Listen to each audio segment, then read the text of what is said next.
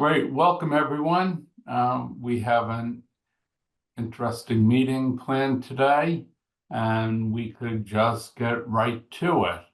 I would like to turn it over to John to discuss a couple of minutes that he has teed up for us to approve. Yes, I had circulated minutes earlier this week for a meeting on January 17th of this year, as well as our most recent meeting, June 12th of this year. And if there aren't any proposed edits, are there any edits that anyone would propose? Not seeing any, I would move to approve these minutes. And once again, this would be the meeting minutes from January 17th of 2024, as well as the June 12th meeting of 2024. Do we have a second? Second. Thank you. Alice, Yes. Brian, Yes. John, Yes. and I'm a yes as well. So we've approved those minutes, and it's great that we really have gotten caught up here, which is a great milestone. So let's go on. You can see on the agenda when our next meetings are. The next meeting after that today is going to be August 14th. Let's go on to the director's update. So Jason, it's over to you. Thank you. First, I wanted to thank Ann Stevens for her 8 years of service to CMLP. Ann was a customer service representative here and was such a terrific employee, and we're just so grateful for her professionalism and reliable service over these years. We had a nice send-off to Ann, and her last day was July 5th, so we wish her well. I wanted to mention on the legislative side that there are a couple large energy-related packages that are being discussed on Beacon Hill right now. One of them is energy and climate. I'm getting some echoes here. Energy and climate package passed by the state Senate already. The other is on economic development, passed by the House. And we're following these closely, looking at impacts on municipal providers and then the broader energy market. There's a lot of money set aside for electrification, car charging, green energy support. So we're looking at those. And then the other thing that I wanted to note is that as far as I know, Concord Light Plant does not have any sort of proposed upgrades sitting on the desk of our legislators that represent Concord.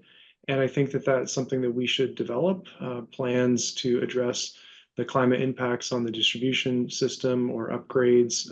We saw other MLPs that had kind of earmarkable packages ready to go on broadband and power distribution. So I think it'd be wise for us to develop some of those projects that we're going to do that address these sorts of issues, so that if there is a large bill, we could potentially ask to have that included. Regarding the middle school, we received some additional pricing guidance that was more closely aligned with our initial expectations. Pricing like that would allow the canopy and the rooftop and the battery to kind of fit into the original project cost. So we're cautiously optimistic that, if we move forward, that we can continue to fund all three with the original expectations, but our process now is to continue working on the bid documents. We did have our meeting with Baker Tilly as a kickoff to discuss the elective pay provisions so that we could maximize our IRA credits. They have told us they can get a turnaround of about 30 days. So once we provide them all the materials, which we hope to have this week, we'll have that back within 30 days. And then we are working on the technical details of the RFP with SDA. And then we are also working with council on some of the other provisions to make sure that CMLP and ratepayers are protected and that the school is protected and that this is going to be a successful project.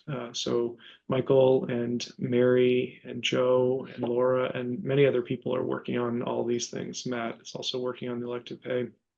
So I thank all the staff for their help on this project. Once we do have an RFP, per the request of the board, we'll be bringing this to the board for discussion at a future meeting if the chair wishes. The advanced metering rollout continues at a healthy clip. We're still on track for completion for all residential meters in early October, which is great. And then we will be moving on to the commercial meters, which there are about 1,700 of.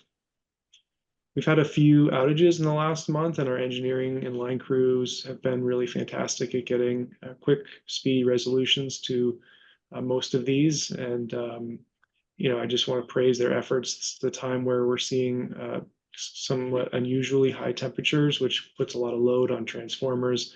And we always find some interesting things that go wrong, but this is the kind of time where heavy loads are causing transformer issues or conductor issues, and they've dealt with several of those. We were given some preliminary results from our customer satisfaction survey, and we're going to be getting the full results in coming weeks. And then we'll hopefully, if we have an opportunity, to present these findings at a subsequent meeting. But we were just thrilled that we got over 1,000 submissions when we were targeting 400 or more. So great participation, and the early results are very favorable. The Donate Your Recs program administration is nearing completion, and so our online intake form is nearly complete. We have our marketing materials ready to go, and we are matching all the customers in the NEPOOL GIS system with our internal solar records so that when they opt in, it's not kind of a frantic search to figure out which customer is represented in the system, and also to require less of the applicants who are interested in doing this. If they have their system generator number or ID, that would obviously make it very easy for us, but many people who went with the solar company or have a broker or brokerage firm trading their SRECs aren't aware of some of these details. And so we're trying to do that lifting on our end so that when they apply, it's just your name and address, and we can find your account number, and then we can tie you into the system. So hopefully at our next meeting, I can update the board that we are live with that program. And that was the end of my director's update. Great. Well, that's a lot of good progress on a range of fronts. Any questions from anyone?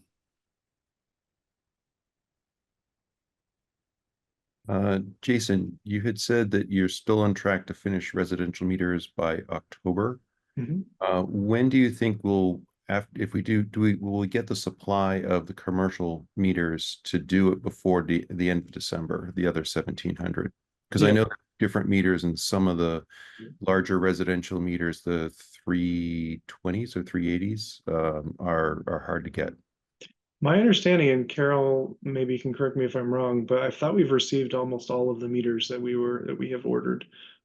So we should be good to actually move with the commercial installations. And then the other thing I'll just mention is that I would love to be able to say exactly when those will be done, but because we don't have as much data as to the duration and timing of those, it's a little bit hard to say. Once we get moving, we'll be able to better predict that. We do typically try to schedule these with the businesses so that it doesn't disrupt the business as much as as possible. Some of these business meters or commercial meters have kind of continuity. So when we pull the meter, it actually doesn't take down their service. So every case is different. Some of those will go very quickly. And, after some testing, we could be out of there in 20 or 30 minutes. Others can be very complicated. They might have many banks of meters, and it may require some, downtime. So it just depends. But I think once we have a few weeks under our belt, I think we'll have some predictive ability to figure out exactly when that should complete. But I'm happy to say that we've got our PO issued for our electrician, electrical company that's helping us with some of these installs, which should give us enough bandwidth to complete the project. So, Great. Anything else, Brian? No. Okay. Nope. Thank you. Any other questions from the board? Well, thanks. Let's go to the broadband update. great, thank you.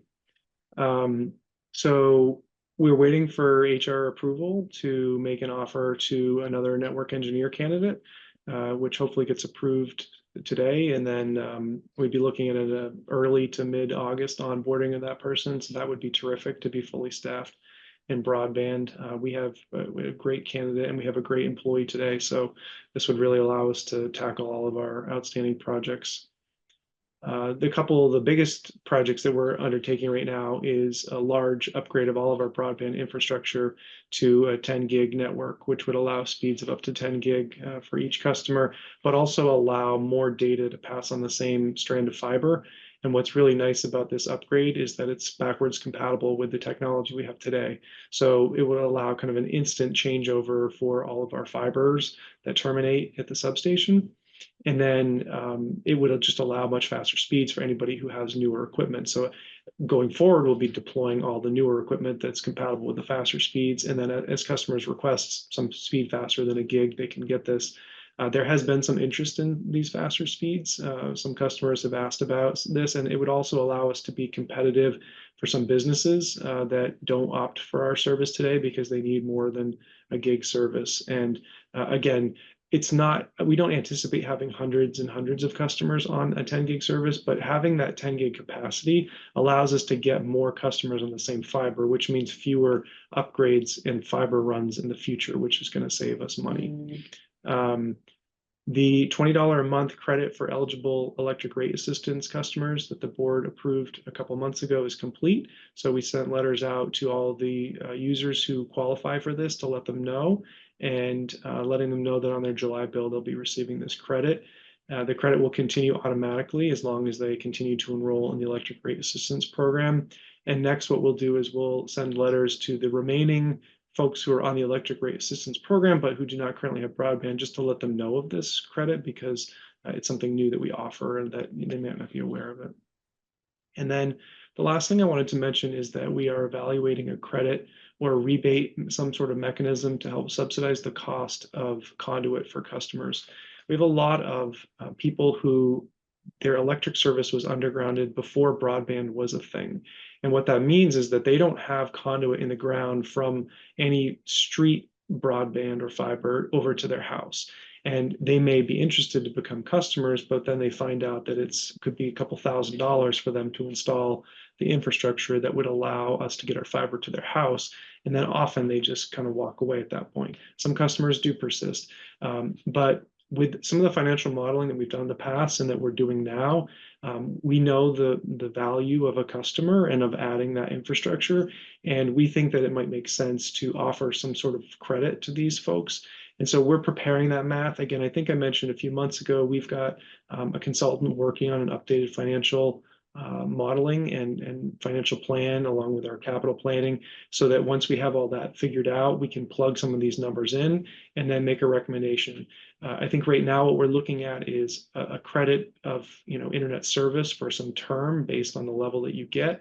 And we'll just be looking at the economics of that and find out, see if there's something that can be favorable to get access to more customers and also actually not lose money on that opportunity. So that was my last update for broadband. Thank you, Jason. Any questions for Jason? You're doing great. So I do have one question. You had talked about how you're providing the 10 gig speed, and that's the build out currently. I know that a lot of the past issues have been about a lack of redundancy, a single point of failure. Where are we on addressing any single points of failure in the network? There are definitely no single points of failure, but what I think that our biggest push now is the complete separation of any town and broadband infrastructure. So in terms of the core infrastructure, there's nothing connected, but for CMLP to get to the broadband infrastructure, we go over the town's management network, which is separate from the town network. It's sort of like this neutral third-party place that can let us get from point A to point B. So as part of the upgrades that we're doing on the town network upgrade right now that I mentioned in the broadband updates, that will include kind of the final decoupling so that we won't have to ever worry about any maintenance on the management network impacting broadband customers. And I'll also mention that as we deploy these new pieces of equipment, we're doing so with the mind and the design that would allow for as much redundancy as possible and as few points of failure as possible. And if there is a point of failure, we try to keep it so that it would be isolated and not impact all customers. It would maybe just, if that piece of hardware fails, then maybe those 100 customers would be down, but it wouldn't take down the entire network. So there's definitely a mind for taking past lessons learned to say, how can we design this to be better in the future? Because part of it is we're hamstrung by the physical infrastructure that we have. There's only so many fibers. If we had, 100 fibers between every site, we could do something different, but we don't have that. So I think the people who made those decisions early on did the best they could with what they had.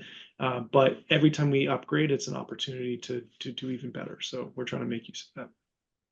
Thank you. John?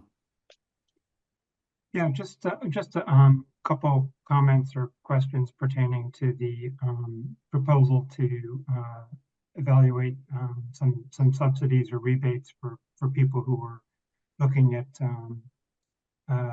who would have to otherwise install conduit. I had raised earlier kind of the concept that for broadband, it might be appropriate to be employing kind of a different cost of capital, recognizing that these customers do have other competitive alternatives available to them. So I'm thinking that that's something to consider when performing this economic analysis. The other thing to consider is, and I think this was implicit in your proposal, Jason, but it wasn't 100% clear to me. I don't think we want to be in a situation where we reduce a customer's cost for the conduit, and then that customer, signs up for service and then leaves service 6 months later, right? In that instance, the town is out, or other customers are out, whatever the subsidy was, relative to the net margin that's earned for that 6-month period. So just some thoughts there in terms of strategies, and I think that was implicit in terms of what you're proposing. But Exactly. Yeah, there's an early termination fee today, but looking at that, we would definitely calculate something that was the right term to reclaim, whatever subsidy was given, and an early termination fee for anybody that didn't stick around for that period of time. excellent, great, thank you. Anything else for Jason? Thank you. Let's go on to our first topical discussion, which is going to be about solar at the landfill. Jason? Yeah, so I'll start this and might have others participate.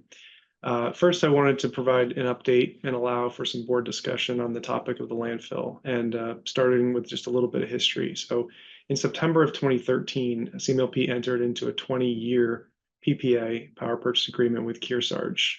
Kearsarge Concord LLC is their formal entity name, but Kearsarge is kind of what they're referred to informally.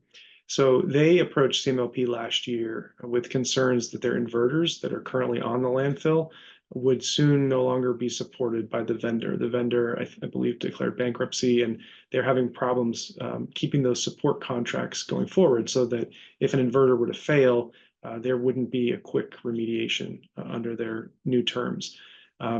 So they basically reached out to us, and we realized that there would be an opportunity to upsize the panels there to increase the capacity at that existing site. So around the same time, the Solar Implementation Task Force was studying the issue of in-town solar, and they were making recommendations on where we could site additional in-town solar. And there was a proposal to have ratepayers finance and build a new solar array on the landfill slope, which is an area of the landfill that's not currently developed. I think at the time, they used the top of the landfill, which was relatively flat earth. And they asked the light plant and the light board to approve a feasibility study on whether that slope could technically be developed. So we did move forward with that. We hired a consultant, TRC, to perform the feasibility, and we've received that report now. We have that in hand, and it's both a feasibility report, like can this be done, and then kind of a cost analysis on expanded solar at the landfill. So they did find that it would be technically feasible to add solar and racking systems on that slope based on what the data that they had. So I just want to remind everybody, the goal here is to find the most advantageous project to maximize in-town solar, and that's one that maximizes the solar that we can develop, has the least impact, in the short and long term on CMLP operations and the distribution grid, and it is also most advantageous to ratepayers. So with this information that we have now, we suggest approaching Kearsarge about repowering the inverters and adding additional solar under, a power purchase agreement kind of arrangement. And so we're just hoping that the board could kind of discuss the different paths forward and give us feedback on that plan. So can you be a little bit more explicit about what the options are? I mean, one option is to clearly they repower the existing facility and don't expand anything. The second option is for them to expand the size of the array. It's all being done by Kearsarge, all done through a power purchase agreement. Is the third option two separate projects, one owned by Kearsarge and one by us? Are those the only options, and are all those options? Yeah, that is, I believe you summarized that really well. I think that originally, as was in the town meeting warrant, there was an option for the town to, authorize borrowing for CMLP to build their own solar at the landfill, on the landfill slope. So that is the kind of the second tree that you mentioned. The first is kind of a PPA arrangement with Kearsarge. So those are the and you're right, there is just repowering the existing array. There's also adding onto the slope. So those kind of are two separate things. But I think the two paths are, if we're going to add additional solar in the landfill, is one path closed off? Is it, let's find out as much as we can? That's kind of the nature of the discussion. John? Yeah, so Jason, you'd mentioned that the TRC analysis had indicated that it was feasible, but you didn't kind of discuss any of the results regarding the economics of it. And, I'd obviously be particularly interested in that. And in particular, what assumptions are being made with respect to who has cost responsibility for the upgrading of the inverters? Is that assumed that would be Kearsarge would be paying for that under the existing PPA, but that there might be some economies that would be realized by expanding the landfill site, because you'd be able to use the new inverters to accommodate the increased project output. Yeah, I'll speak about the inverters and I'll let Laura speak about the pricing. So I think for the inverters, yes, we would not have to bear the price of replacing any inverters.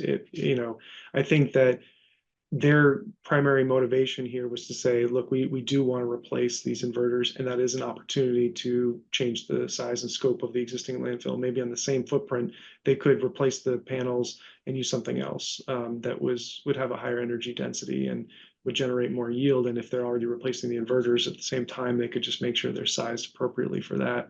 And but once they start touching the panels, I believe, that would be when they would be looking to us to sort of negotiate a new PPA, because the power would change. But if they're just replacing equipment, then that would not be the case. Laura, do you want to speak to the economics of the TRC report? Yes, so Kearsarge, as Jason has said, to date has proposed essentially transitioning the existing PPA into a new 20-year PPA at a different price. So what the decision points they're facing is they have the existing PPA with us, and they bear all the cost of replacing the inverters, which is just a net loss on their part, right? They're getting the same revenue and they have to spend money. So they don't like that.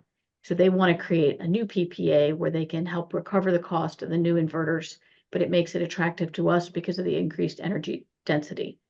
So, they have a motivation to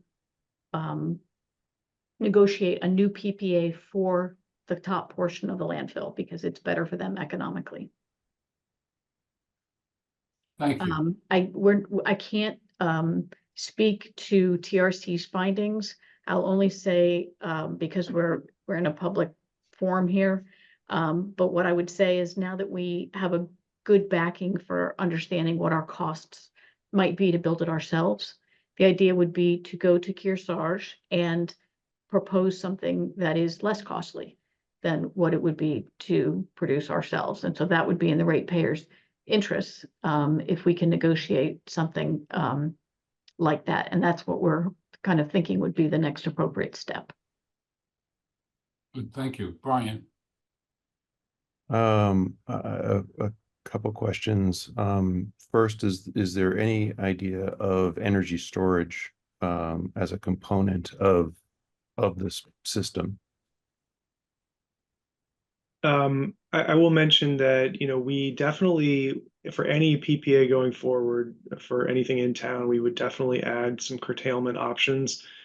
We've obviously learned that lesson from the WR Grace site, and the problems that it's causing today without having an option to do that. We are, still actively considering energy storage at this site. I think that the conversations that we're talking about now don't preclude that, but I think we're just focusing on the paths and making sure that both paths are open and that the plan that we kind of proposed is favorable to the board, and we can get more information and do exactly what Laura just had suggested. But in my mind, energy storage is still on the table on that site. And in previous discussions with Kearsarge and others, they have floated options and pricing ideas of cost sharing models where a battery at that site would not need to be financed by us, but we would receive some of the benefits of the peak shaving that they would, revenue that it would generate. And my other question is more economics. In today's market, have we done the analysis to figure out if we had like a gravel pit solar, which is a large solar array in Connecticut, if we were to bring that power to Concord, what would be the total cost, and then make sure that our PPA agreement with Kearsarge is below that cost? That's I think that could make the engineering of the slope is, going to raise the price, but I think that looking at the avoided transmission and capacity and delivery would be of value. So as long as the end project that's proposed is a better all-in, all-expense review, less expensive for in-town solar, I think there's no problem with that. And third, if the existing solar that's there is repowered, the decommissioning, I know a lot of people will have opinions on what happens to those panels at the end of life. Do they get repurposed somewhere else for someone else to use? Do they get recycled? Worst case, are they landfilled? So I think people will want to know what happens in the decommissioning as well. Yeah, I can tell you just from our previous conversations, they do get used in other places. They have projects down the pipeline in other applications in other countries sometimes where they're used. And I'll just remind everybody that the elective pay for us is reduced from what it would be for a third-party corporation. And the domestic content is getting harder and harder to do, but there are some companies that have warehouses full of panels that fully satisfy all the domestic content. So when you look at pricing, it is going to be harder for us to do something as economical as somebody who has those other advantages under their belt. John? Yeah, no, appreciate Brian's questions and was of a similar mind. I mean, other things to consider would be kind of loss differentials, right? This would be embedded within the system and is going to have a different loss impact. But I think that, the point here is that it is important to do kind of a, from my perspective, a comprehensive cost analysis to make sure that the proposal that we select is, truly in the best interest of customers. Yeah, I would also say that when looking at the costs, there are some real advantages to us to have Kearsarge build this project and own the project and have one less thing for the light plant to have to worry about doing as a development and construction project. And so if the cost is the same or even close, there's some real advantages to us having a project that's not owned by the town. Brian? Warren, I would agree with that. We have the large scale battery project. We've got other projects that our engineers are working on. But what I wanted to say was the description of the project today is very undefined. So I would hope that that you would come back to the board after working with Kearsarge and kind of, this is what we boiled down to options 1, 2, or 3, and something that we could more concretely discuss with some analysis of, you know, how it fits into our portfolio financially, how it will impact the site. Even things like, you know, I know Walden Woods, every time you try to do something at the landfill, always has disagreement and the national money comes in. But it would be good to get the ideas more matured. That's it. Thank Yeah, you. if I can, Warren, I'll just mention that to me, this is kind of a unique project, which is why we wanted to discuss it with the board in an open session like this. First of all, there's been a transition with the director, and so there were kind of decisions made in the past, so we wanted to kind of bring everybody to the same place. And we also know that there was a very public push to do something there, and so we wanted to, you know, respect the vote at town meeting that would have probably passed if had it been on the and had a motion been made on that article, and just wanted to have a conversation for that reason. So yes, our plan would definitely be to get more information on the financial impact, both for ratepayers and CMLP. You know, try to look at and create a framework for evaluating PPAs or projects in general to try to identify some of those things. Because Warren, to your point, you're right.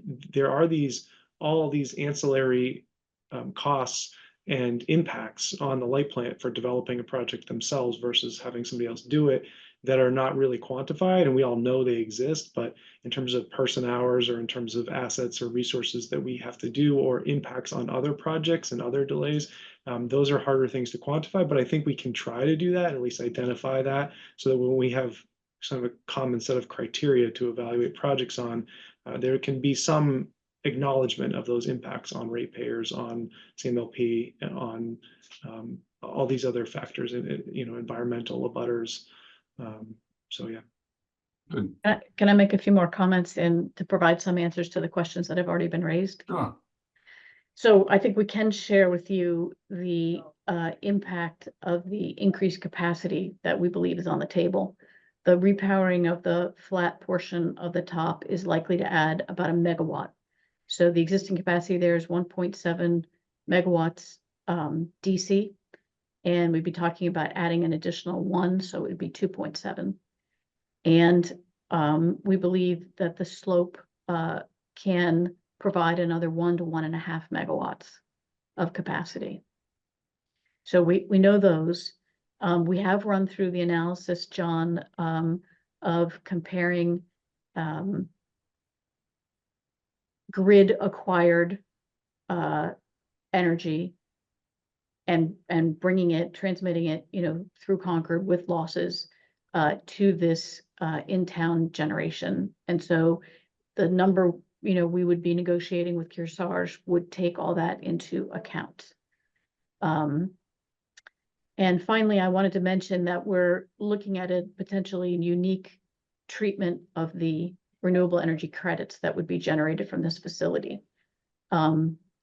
Kearsarge, the current market for RECs is at the alternative compliance payment, which is $40 a megawatt hour. The alternative compliance payment is a mechanism that the state established for entities that must acquire these RECs and retire them. It says that you can, instead of giving us RECs, you can just pay us $40. So of course, Recs are never going to trade for more than $40 because the people who are required to buy them have an alternative. They can just pay the state $40. So right now, Recs are trading at $40, not just near term, but out even as much as 5-year strips are trading at $40 at the maximum, which reflects, people's view of how long it's going to be before we get some additional offshore wind into the system. I don't want to lock into 20 years of Recs at 4 cents, $40 a megawatt hour. I don't think that's in the interest of the ratepayers. And yet that's, sort of the market that Kearsarge sees, and that's the price they want. So what we've proposed doing is technically creating a floating call option for CMLP. What that means is every year, let's say we do it on an annual basis, we call a broker company and find out what Recs are worth for the next year. And CMLP can either buy the Recs from Kearsarge at that price. And if we do that, Kearsarge promises that the Recs will be those that are produced by the local solar panels and not having been purchased from another facility. Or if we don't like that price that Kearsarge is proposing, we can decline those locally produced Recs and buy market-based Recs. So every year we would have this option so that if the price of Recs decline, we're not locked in at $40. We would be able to, the light plant would benefit from the declining price. That sounds good. What you were suggesting that Kearsarge needs the $40 for the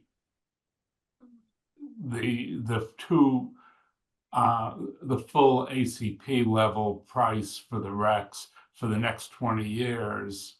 But with this arrangement, there's no way they're going to be guaranteed that, because if the prices go down, they're going to have to play the market. Do they have some strategy for how they're going to ensure they get the full price for all 20 years? So that's a good point, Warren, but really the only risk you're taking is for the first 5 years. And I say that because Kearsarge can't walk out today and sell 20 years worth of Recs at $20. There's no market for that. So there's no way for them to lock that in, absent selling it to us at that price, which we're not willing to do. So the only risk he's really taking is he could go out and sell 5 years at $40. If he gives us this declining option, then he's taking a 5-year risk, and he probably doesn't view it as being very much of a risk, because he's the one who, feels that $40 is the right 5-year market because it's trading there today. And he must have a lot of confidence it's going to stay there, which I don't. I think it's likely for the next few years, but exactly when it starts going down, I can't say. Yeah. Okay. Thank you. Any other questions or comments? I hear from Laura that she doesn't want to lock in the $40 a megawatt for 20 years. I am fully supportive of that, because that doesn't make sense. But it looks like Kearsarge wants that for 5 years. Then this floating option could kick in. Is there? No, it's just kicks in day one. Okay. Because the state could easily do the opposite. The state could suddenly look at the social cost of carbon and start raising the ACP, which would make locking in the $40 favorable. But that's an outlying situation that's probably not going to come to fruition, but it's a possibility. Mm-hmm. So I just want to make sure that floating option doesn't have a reverse consequences that's negative for Concord, where we're forced to go to the market when Kearsarge doesn't want to sell it at $40 because it can sell to somebody else for $60. So I just want to make sure that's not reversible on us. No, so in that case, because we're going to make the strike price be established by a well-known broker that we both trust. If the market goes up, let's say in your case, they raise the ACP and it goes up to $60, the broker will say the value is $60. And CMLP at that point, if our alternative is to buy $60 from the market, well, we're going to take the Kearsarge Recs, which are locally produced Recs, at $60. At 60, not at 40. No, it's not correct, it's not a fixed price strike. The strike price floats with the market. Right, so if we were to sign for 5 years at 40 fixed price, no market, no floating, and then the state changed it at year 2 to 60, we would benefit. We would. We And would. if we do this floating, then we're just agreeing we're gonna buy Kearsarge's Rex at market rate. Correct. Okay, all right.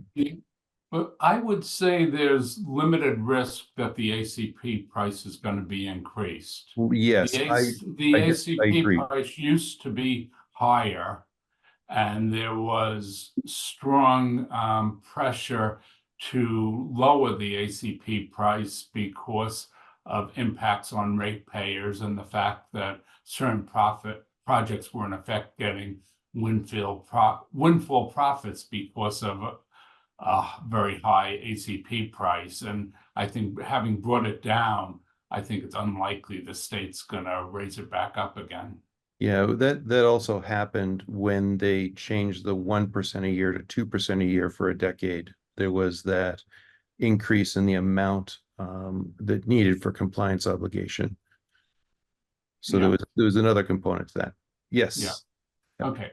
Well, it seems that, you know, we've gotten some good information on the table. The board's generally supportive of the approach you're taking so far, but we need to wait till we have a fuller discussion and you could put a concrete proposal on the table, but we encourage you to do that. Sounds good. Oh, Alice, thank you. Thank you. I just wanted to say that I want to acknowledge the amount of analysis that's being done by CMLP. I understand that we all want to have certainty into the future. We also understand that that will never exist. So what the state may do, what customers may do is an unknowable, but I have my general sense about how we make these investments is that I am not a risk taker by nature. And I think I'm hearing from both Jason and Laura that they are doing careful analysis and making proposals that'll be in the best interest of CMLP and its ratepayers over the long run, and notwithstanding changes in the market that we just can't predict. So I just want to say that I have confidence in the analysis that's happening right now, and I really appreciate this discussion because I think it's definitely going on the right path. I just want to acknowledge the work that's been done so far. Thank you. That's very good to have done that. Thank you, Alice. And John? He just has a thumbs up. Oh, I okay. was only Got it. supporting what Alice said. I Yeah. appreciate all the thought that's gone into this. Great. Okay, well, let's move on to the next topic, which is a blast from the past, the second meter fee, which we've discussed several times, and I want to tee this up for discussion here and hopefully for a quick and simple resolution.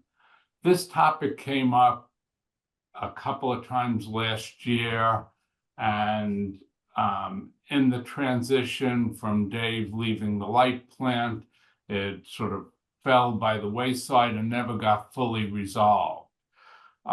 There was a proposal on the table.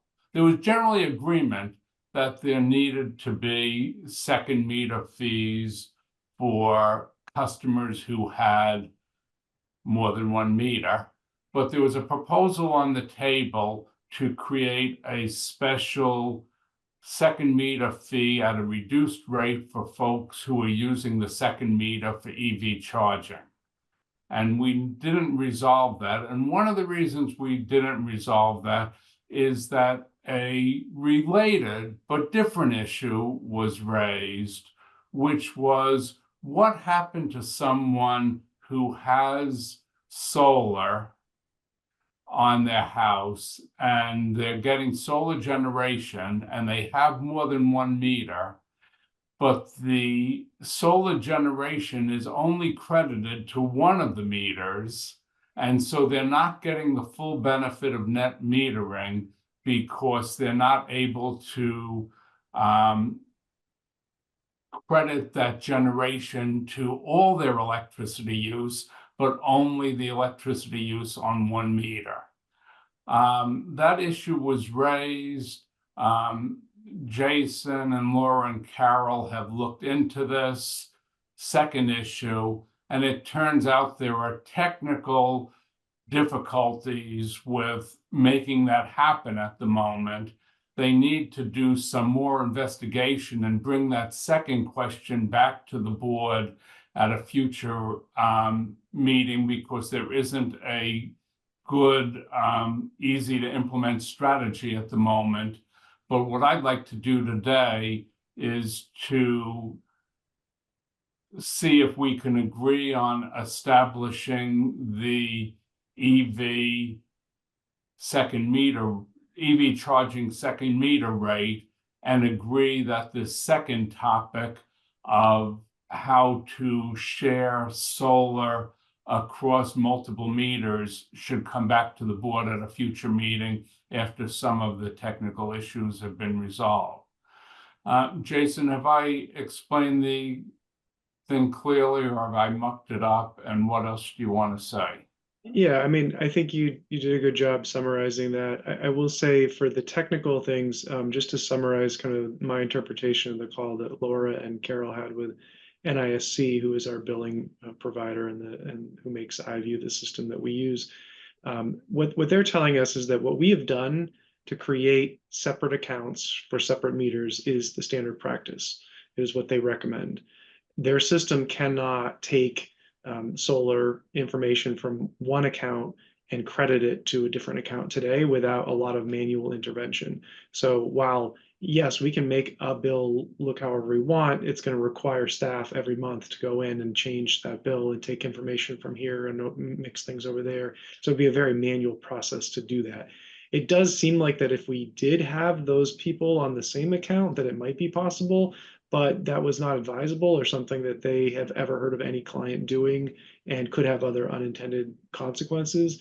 So I think that the limitation that we're hearing from them with how their software is currently designed is that taking solar from one customer and allowing them to sort of use that on a different meter is not how, you know, it's designed to work. So I didn't want to just frame it as like it's a temporary technical limitation. Once we figure it out, it will be easy to you know, change that.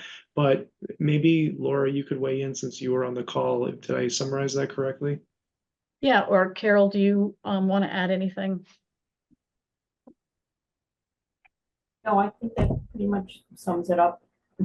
Yeah, so I think, you know, we spoke with, so this, let me just provide a little bit more color. This issue, we got bounced around in NISC to several different experts because they had a hard time even understanding what we were asking about. It started off as talking about second meter fees, and it ballooned into kind of this net metering question. So we got bounced around a lot, but the person that we spoke with yesterday seemed to be an expert in this, in the billing and the rates portion of NISC service.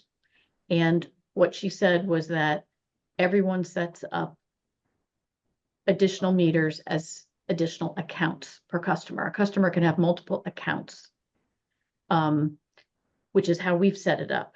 And the system won't take the meter data, metered usage from one account and apply it to a different account. And so that's what, you know, she told us. We did talk about workarounds. If we couldn't have the system do it, is there a way that we could affect this ourselves? And there is. I mean, it is possible to do. It's just going to be, if you remember what the old solar net metering billing used to take, it's going to be something along those lines. And every time we change meter fees, you know, all this we're going to have to track all the accounts that this applies to, and then, you know, manually adjust them. And so we don't like to do a lot of manual processes because it tends to lead to errors. And I do want to mention that, you know, it's a fairly limited number of people that this affects. Do you want to share that table, Jason? Sure. I think that would be informative for folks to understand. Matt put this together. And Matt, do you want to go through it, or do you want me to talk? Okay, I'll talk about it. That's fine. Okay, so what this shows us is the number of customers that CMLP has that have multiple meters. So in the first row, the customer has more than one meter, and that second meter is either ETS or a heat pump. There's 128 customers in that scenario. They pay 1 meter charge. They pay $18.50.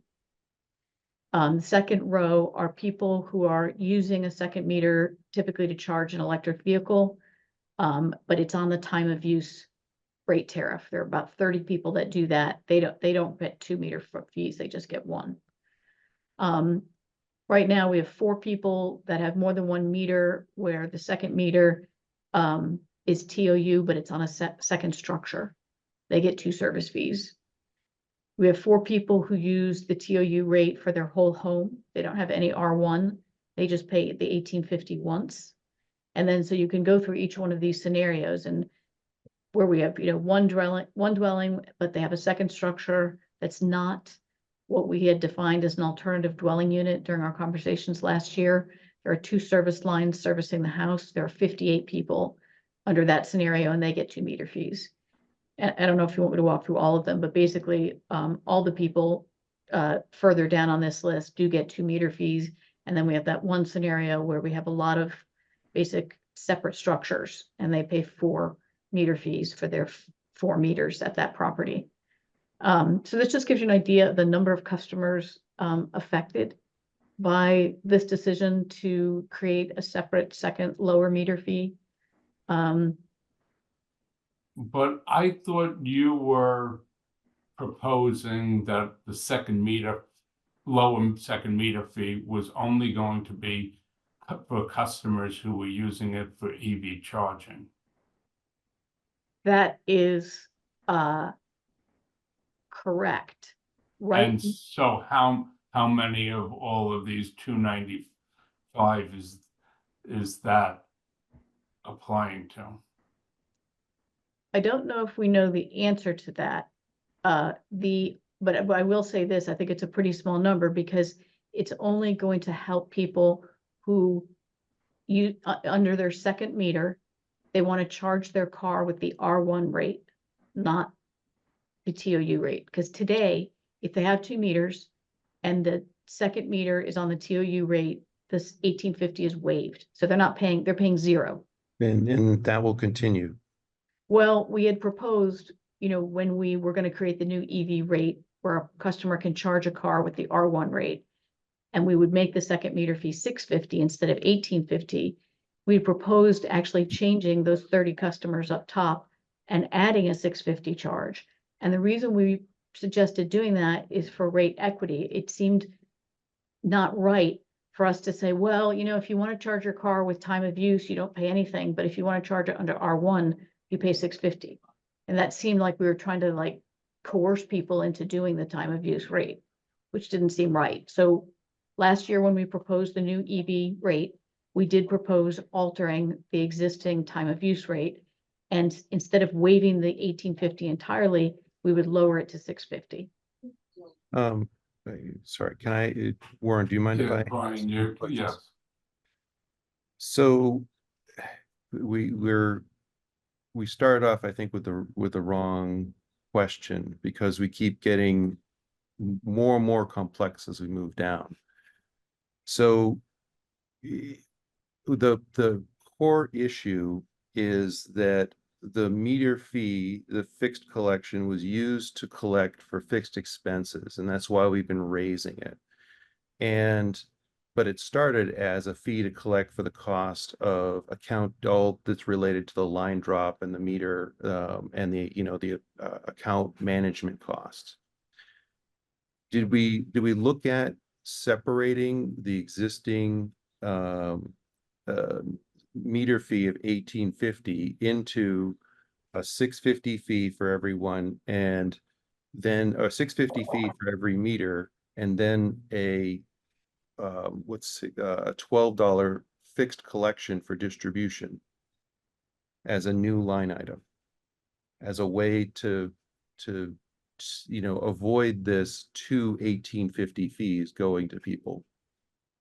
Carol, correct me if I'm wrong, but I believe the answer to that was there wasn't a way to charge 2 meter fees to a customer. Is that correct? Yes, that's correct. This would be like we have the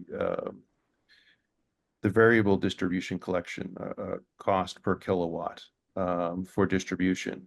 This would be a fixed distribution, which would just be a separate fee that was collected fixed monthly, a new line item.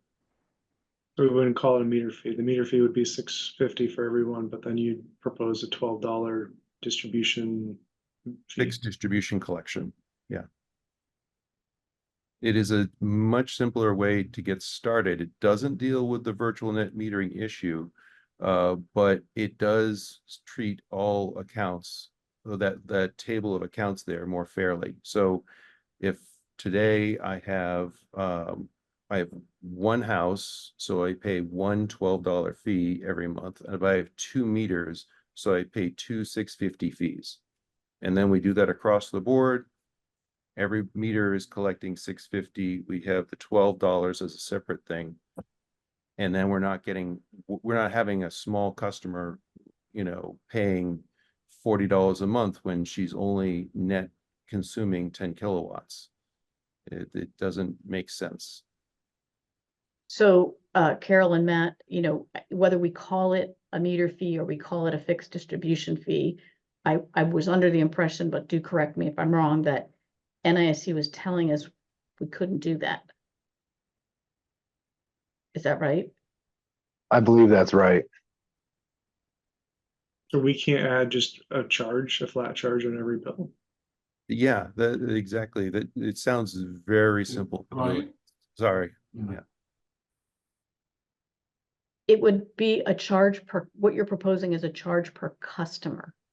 This is what Alice suggested earlier, that the overhead of running the light plant should be apportioned to our ratepayers according to how many customers we have as opposed to how many meters they have. And so what we're talking about is a fixed customer charge per customer, not per account. And so I think that's the issue with NISC, whether they can actually do that. Because multiple meters, like right now, second meters are on second accounts. So NISC doesn't have a way to charge a customer as opposed to an account. I believe that's true. So what I think we need to do is, kick the can down the road to the next meeting and have the staff come back with I'm gonna take other comments on this topic from either the board or staff or anybody else from the public on the call. We'll take some comments now and then have the staff come back with, having heard all this, with a proposal for our next meeting, because I don't think we can quickly resolve it now. But anybody wants to make any comments at the moment? Pamela Dritt. Hi, Pamela Dritt, 13 Concord Green. Thank you all for your yeoman's service and your attempt to be fair and everything. But when we want to be fair, we also have to, incentivizing anything isn't fair to the people that don't get their behavior incentivized, but that's what we want to do, because don't we want for the long term to maximize local solar generation and storage? And the way you do that is you incentivize people to spend their own money for that, so that we get, as a community, a really big benefit without having to spend the money to have the town do it ourselves.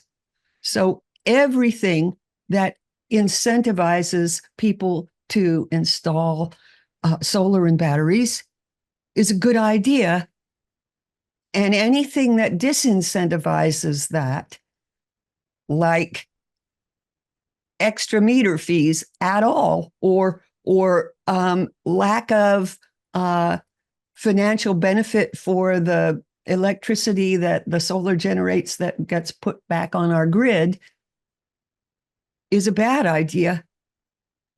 And ultimately, a fixed distribution fee also isn't fair to people who generate and use their own local electricity, not Thank just the 40.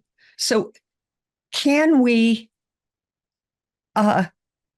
make sure that when we set rates, when we think of fairness to the whole community on how much it incentivizes us to end up with a locally generated and distributed grid system that would make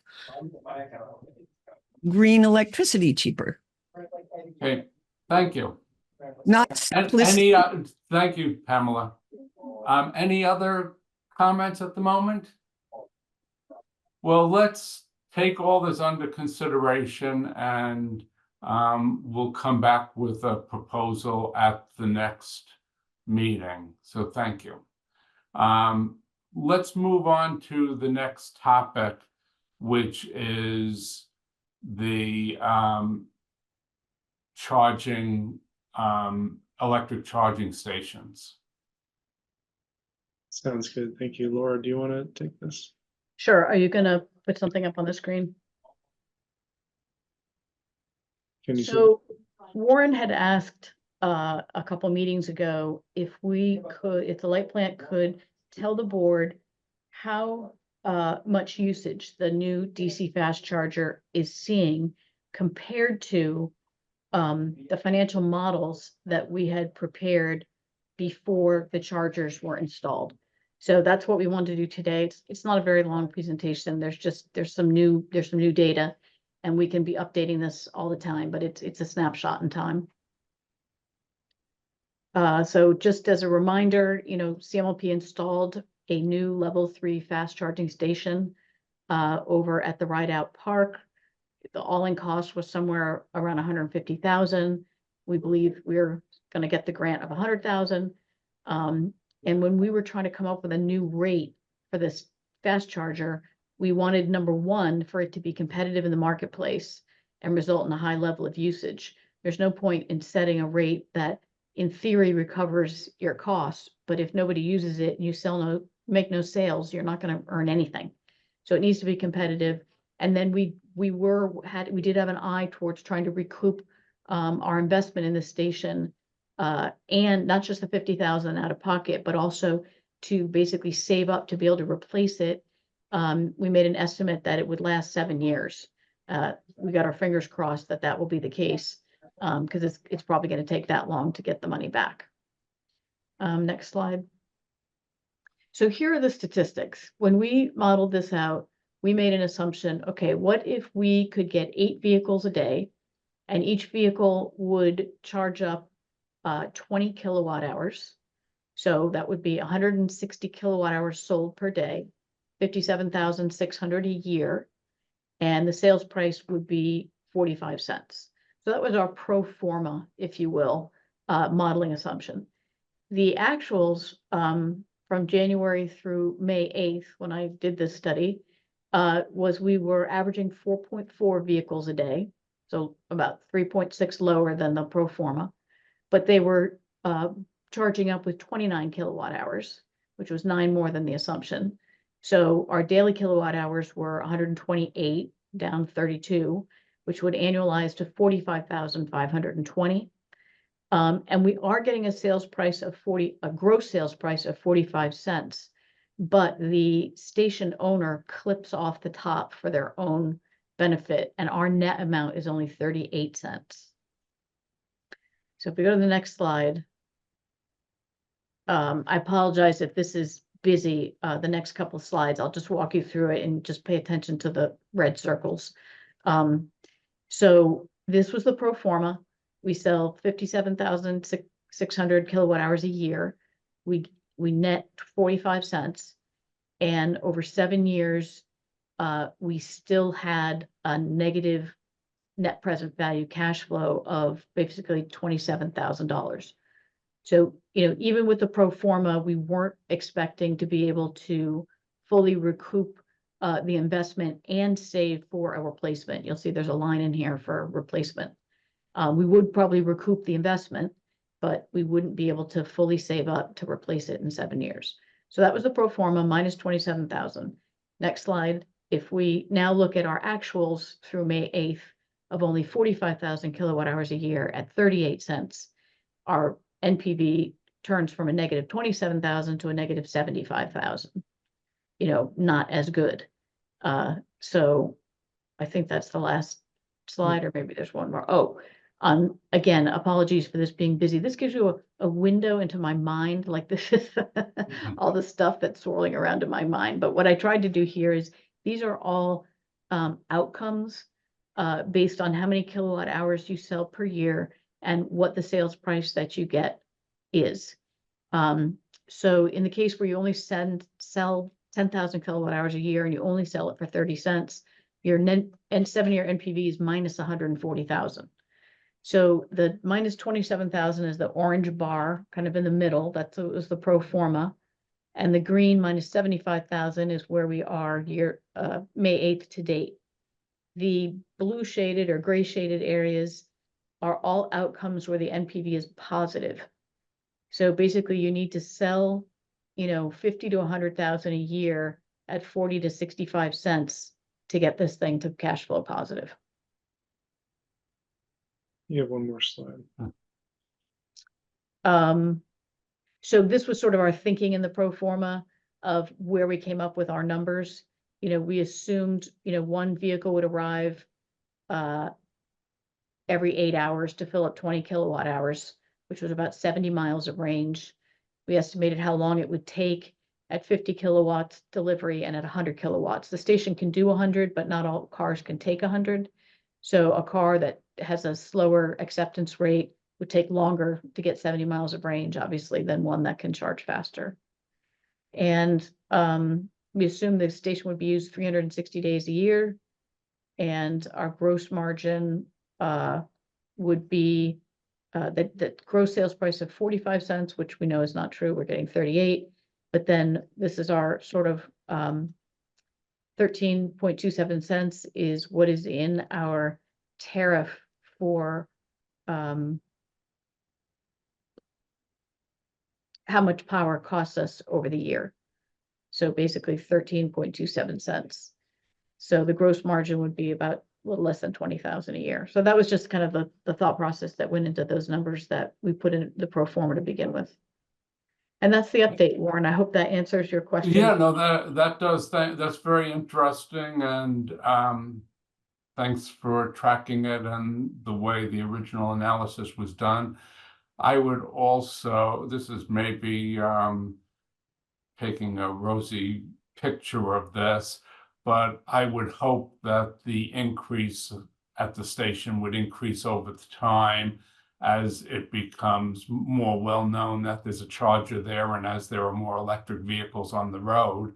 And in some ways, I was thinking that it's been getting more use than I was expecting. So at least I was pleasantly surprised, even if it's less than the original assessment.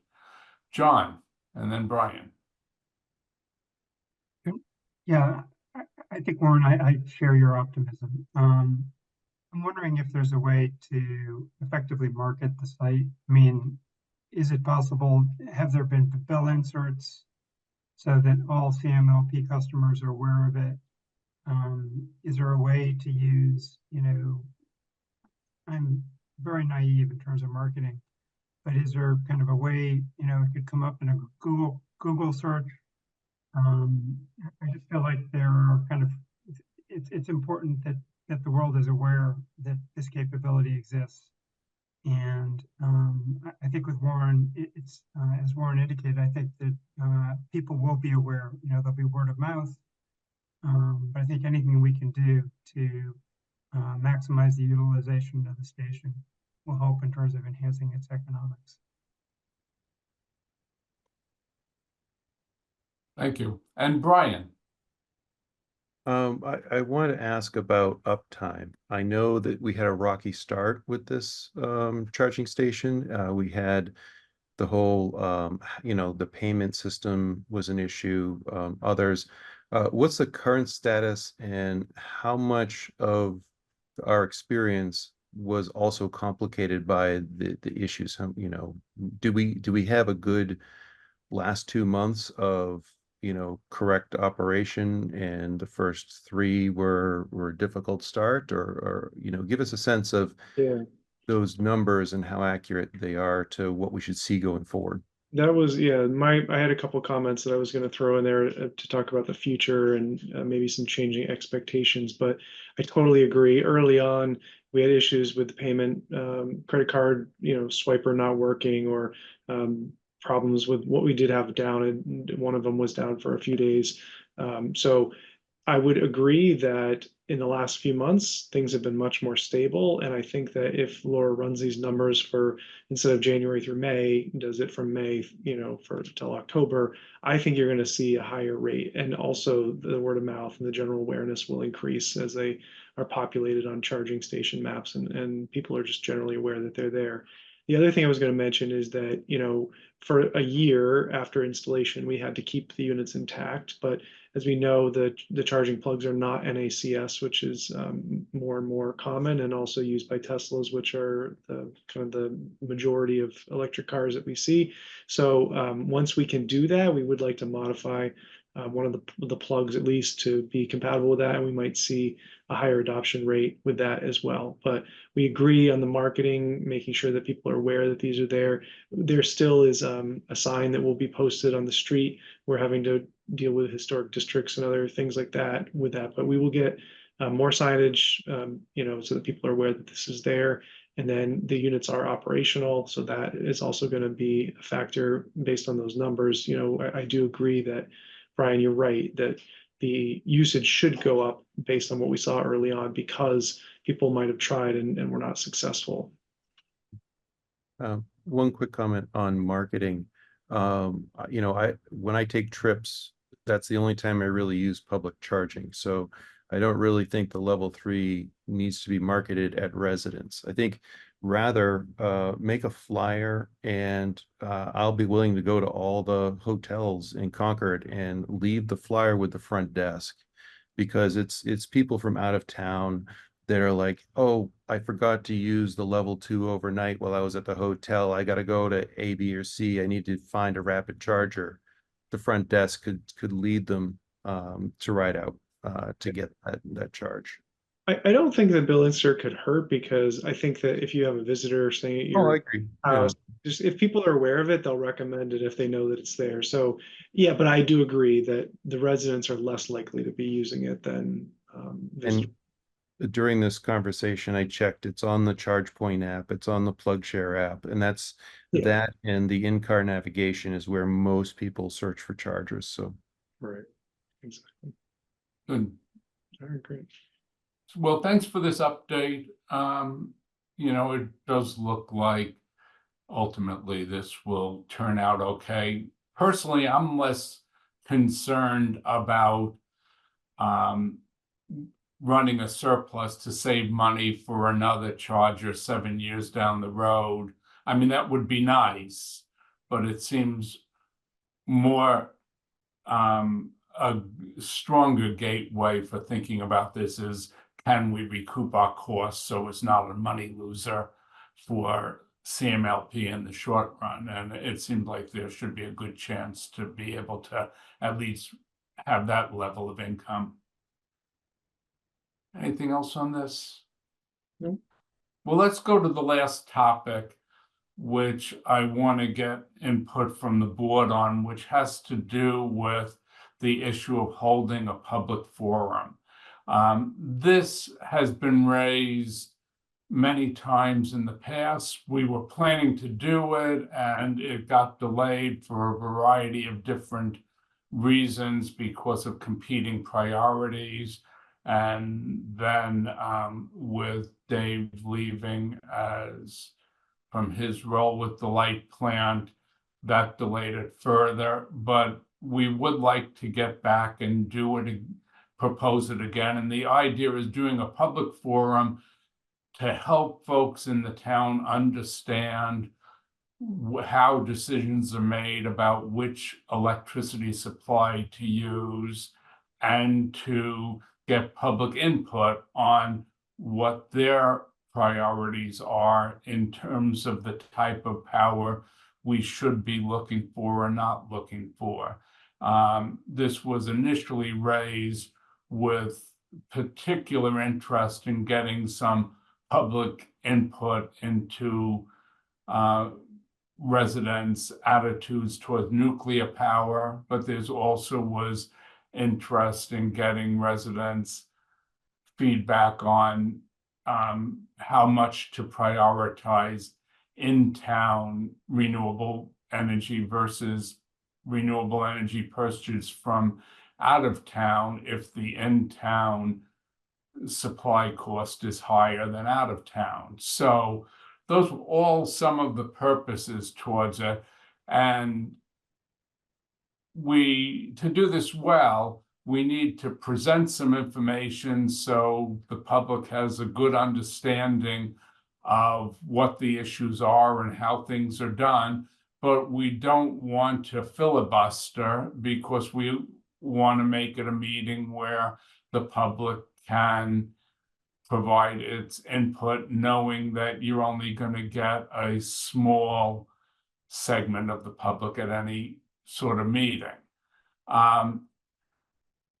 I don't want to schedule this meeting until after we have a permanent director in place at the light plant, because this public forum will be an opportunity for folks in the public to meet the permanent director, and so we should do it after that. But I want to just throw it out for any general comments on this meeting, and then we'll switch to a discussion of talking about the agenda. But any comments on what we should be trying to accomplish, and any comments on timing about it, or anything else in terms of the big picture? Brian?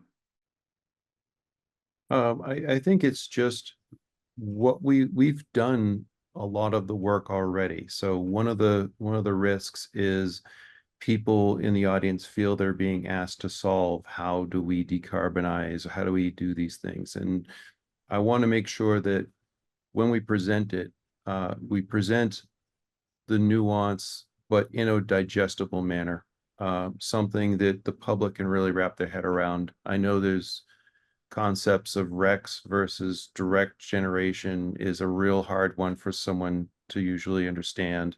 And what we want feedback from the community on is, do we want a lot more nuclear? Do we want more renewables?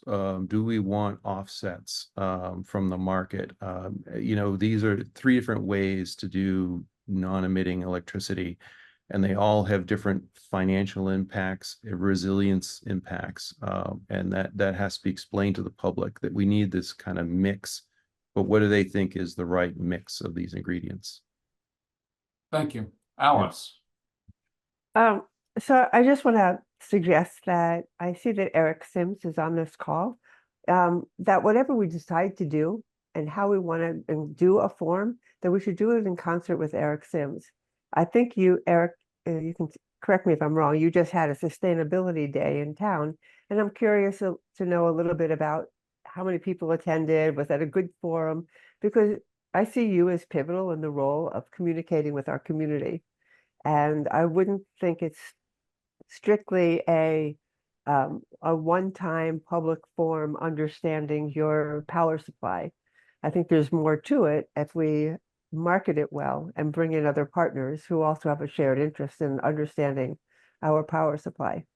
Eric, do you have a second to tell us a little bit about your Sustainability Day? Yeah, sure. Excuse me, just the other week we did the first sustainability roundtable, and the intent behind that was to bring together some key stakeholders across town to sort of get an update of the current state of sustainability in the context of our climate action plan. You know, including, you know, progress that's been made in certain areas and other areas where, you know, we maybe have made a little bit less progress. My intent with those roundtables is to hold those about every 6 months, just to kind of get all those stakeholders together in the same place to sort of hear the same message. And by key stakeholders, you know, we invited a broad group of different boards and committees and town departments to be there. And of course, it was open to the public as well. We probably had about, let's say about 30, maybe 30 people in the room, maybe another 10 online who attended that.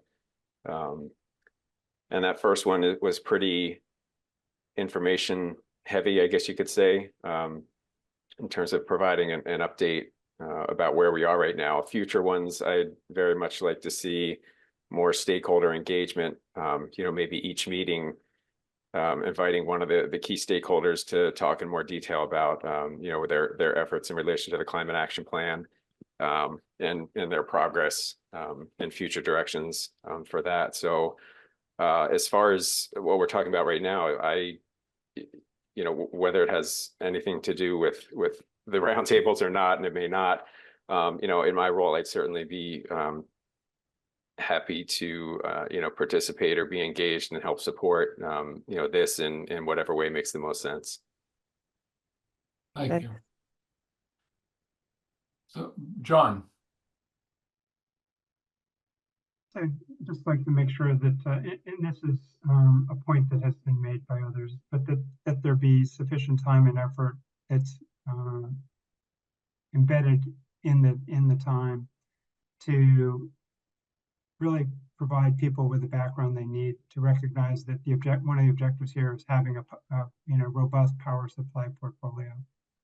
And but I think it's, you know, it's important that people understand kind of the consequences of different resource decisions. But I'm sure that's an objective that can easily be achieved. thank you.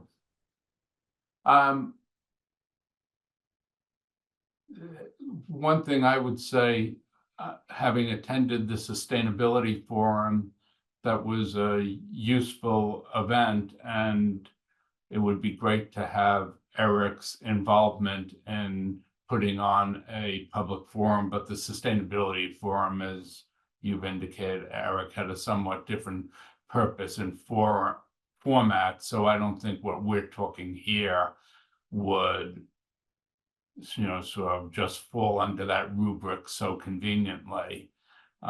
It should be something separate, but having your involvement would be great. Should we aim for doing something in the fall, in the perhaps September, October timeframe? And then we could, although let me just say October timeframe, because I just think we don't have another board meeting until August, and we could come back with a proposal at that time. But would folks suggest we be comfortable with trying to do something in October, or does anybody want to suggest something different? Warren, I think it depends on the filling of the director's role permanently. Yes. As well as November and December tend to be the board is focused on rates and budget, which gets difficult. So we might need additional meetings if we do it around that time frame. That's a good point. Yeah, I was assuming that the permanent director would have been selected and in place, but if not, then we wouldn't go forward with it. But I would suggest January or February. I know it sounds really far away, But we'll have a permanent director. Everything tends to get quiet around then. That's okay. Personally, I'm not in a rush for this, so I'd be happy to defer to them, but let's see what others have to say. Alice. You're on mute. I understand why we might suggest a January, February timeframe, but I think that starts getting into all the public hearings for town meeting, which is going to be, you have the first round of closings for getting the warrant put together. So it it becomes complicated as people are gearing up to think about getting ready for town meeting.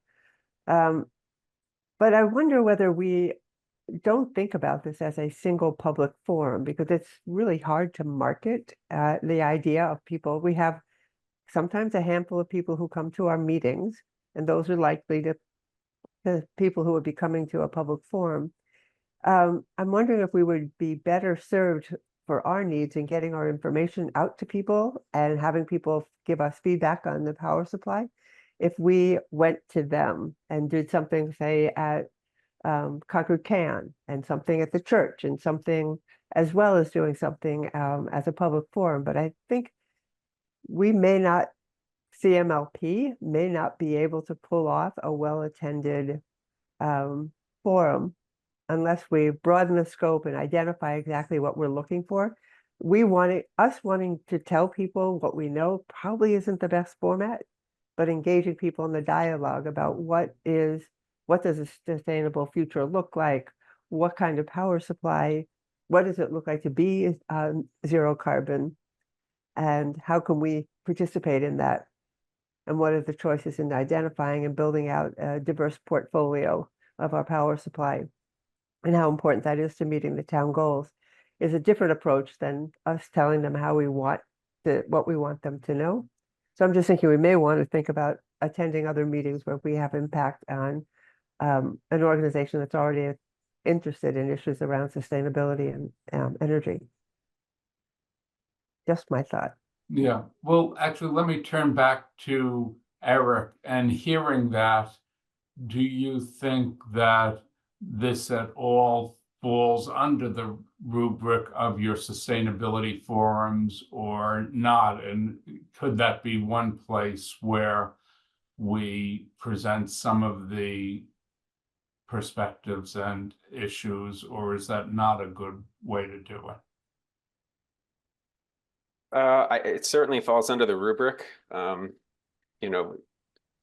Moving our energy supply to being carbon free is within the climate action plan. So that's certainly a sustainability action that's in the plan and that we've achieved. So, I guess I want to think about it a little more. I'd certainly be open to the idea. Like I said, part of the intent is to invite stakeholders to discuss things that they're doing as it relates to the climate action plan. So I certainly think this discussion and this type of outreach falls under that purview. So whether it would technically be a key element of a future roundtable or not, could be debated. And I'd certainly be open to that as a possibility. Jason. Yeah, I just wanted to mention that I agree with Alice. I think we need to get information out there about how we select our portfolio, how it's put together, and why it's put together that way. I do think, though, that we have to be careful about going to a particular group when our goal is to have something that's representative of all ratepayers. So in my mind, like the League of Women Voters would be a kind of a neutral place to go where people come, and some of them are sustainability minded folks and some of them are not. They're just a group of people trying to get information out to the public. That would be a great way to kind of get a cross section of our ratepayers. I would just caution us against picking certain places that may have people focused on one thing but not everything, which is to say that we have to be responsible to all ratepayers and try to achieve the town's goals and the climate goals while honoring ratepayers. So I think that a neutral third-party place seems good, whether it's something we host or we can piggyback on something else. But regardless of those efforts to get feedback on how we do it, we do need to do more outreach on what our process is and what we've done and what we continue to do. So I think that, at future roundtables, we'd love to be able to talk about what we've done so far, what we plan to do, and how we're achieving our climate action plan goals. I just think that originally as proposed, the forum was more to get feedback from people, and you want to make sure that you have a fair cross section of the ratepayers. Good point. Any other thoughts anyone has that they want to put on the table at the moment related to the possibility of doing public events or public forums? We just put this on the agenda today to get some initial feedback and thoughts, and then we'll come back and the staff will, work and with me and others to come back with some more concrete proposals, and we'll also loop Eric into that. Hearing none, let's end this here and let's go on to public comments. But before opening it up to the whole public, I see Cameron McKenna is on the call today, and I don't know whether you're our new liaison from the select board or you were just here because there's nothing more fun to do on a morning than see a CMLP Light Board meeting. I think we missed him by 2 minutes. He was here. Oh, no. And I believe he's dropped off. Oh, okay. Do we know if he's He the is. new liaison? He Okay. is the liaison. Yeah. And Okay. he did come to the light plant last week or the week before, and I gave him a tour and we chatted for a long time, and he just introduced himself and made himself available to learn and support in any way he could. Great. And Colin Reed, do you have any comment from your hand is up, great, from your role as liaison from the Finance Committee? Thank you. Carla Reed, 83 West End, member of the Finance Committee, and yes, I am your liaison. Cameron gave a glowing report to the Select Board about the tour that Jason and his crew gave for the light plant, so that was well done. My question is about this public forum. What do you think you're going to learn that you don't already know or that you haven't already heard? I think the answer is nothing. I think it's going to be a way of allowing members of the public to express grievances. So be prepared for that. I suspect you already are. And Finance Committee, of course, how much do the various options cost? You probably already have that information as well. So have fun. I'll be there. Thanks. Thank you, Colin. Any other public comments?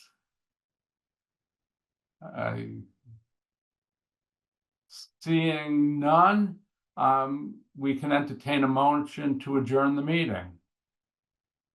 So moved. And Brian, do you want a second? Sure. And Brian, do you want to? Yes, vote? I'd like to adjourn. And John? Yes. And Alice? Yes. And I will vote to adjourn as well. So thank you very much. Enjoy your summer, folks, and we'll be back towards the end of August. See ya. Thank Bye you. now. Bye.